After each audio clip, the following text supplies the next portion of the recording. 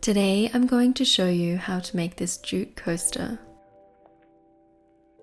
For this tutorial you'll need a ball of jute twine. I like to purchase mine from Bunnings, so they sell two options, 75 meters for $3 or 300 meters for $10. You'll also need a pair of scissors, a yarn needle. Yarn needles have a large eye and a ballpoint tip, a 5mm crochet hook, which you can find at Spotlight, Lincraft or even Kmart. To make the coaster, I'll be starting with a magic circle. Taking the tail of my twine and placing it over my first two fingers and wrapping it around, then crossing it over. I'm then placing the string between my two bottom fingers and pinching them closed to hold it in place. I'm then taking the crochet hook and feeding it under the first string. I'm then hooking it onto the second string and pulling it under the first string, twisting it as I do. This will form a loop on the crochet hook. I'm then feeding the needle under the string again and hooking the string. Now I'm pulling that little loop through the first loop. Now I'm going to create a chain stitch. I'm holding the first loop firmly and bringing the crochet hook under the working string and hooking it on. I'm then pulling the stitch through the hoop. This creates one chain. I'm then repeating the chain stitch 2 more times. I'm now going to create 11 double crochets. To create a double crochet, I'm scooping my hook under the string.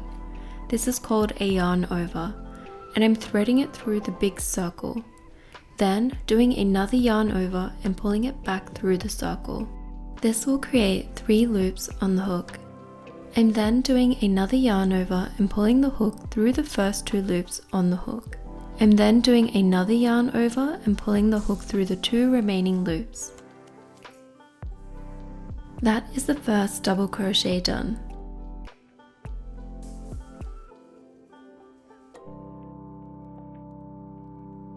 I'm then repeating the exact same steps and making another 10 double crochets.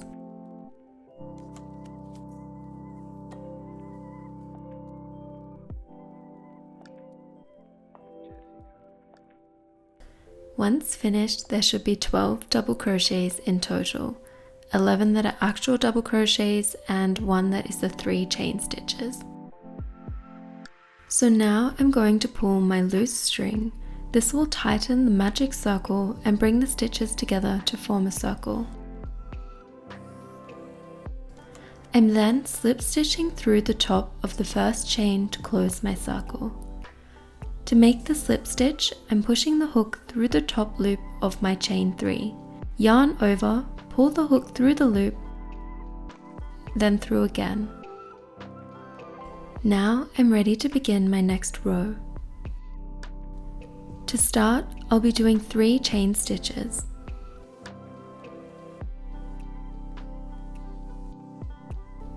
Then, between each double crochet in the gap, I'll be stitching 2 double crochets.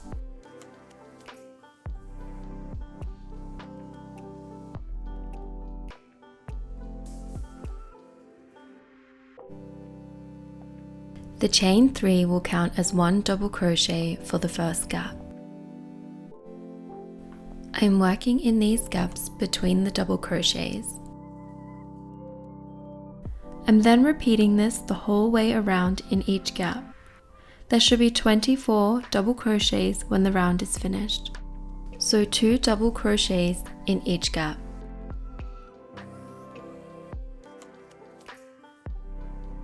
I'm then doing another slip stitch to close the round.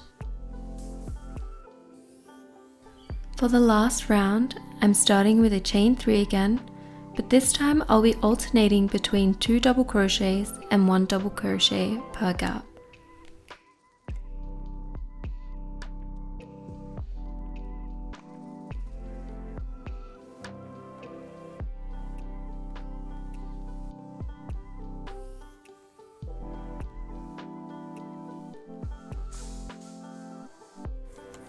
There should be 36 double crochets at the end of the round.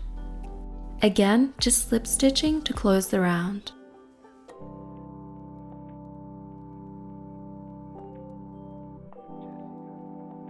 I'm then cutting the string, making sure to leave a bit of a tail. Next, I'm threading the tail string onto the yarn needle and just weaving it into the coaster and tying it off.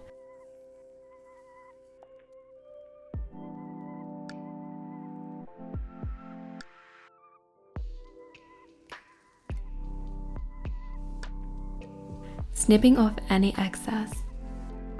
To make the fringed edges, I'll be cutting 36 pieces of string measuring 20 centimeters each. Taking my crochet hook, I'm feeding it up through the bottom and into the gap between the double crochets, folding my string in half on the hook and pulling it back through to create a loop.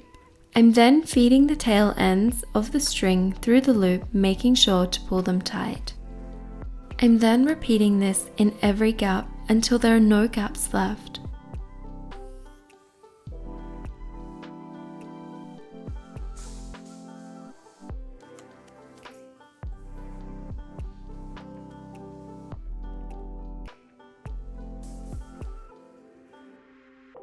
Once all of the strings are attached, I'm unraveling each one. This makes it easier to comb them out. Once I had finished unraveling all of the strings, I then used a comb to brush them out. This gives them a much fluffier look. You could definitely leave the coaster like this, but I decided to trim it back.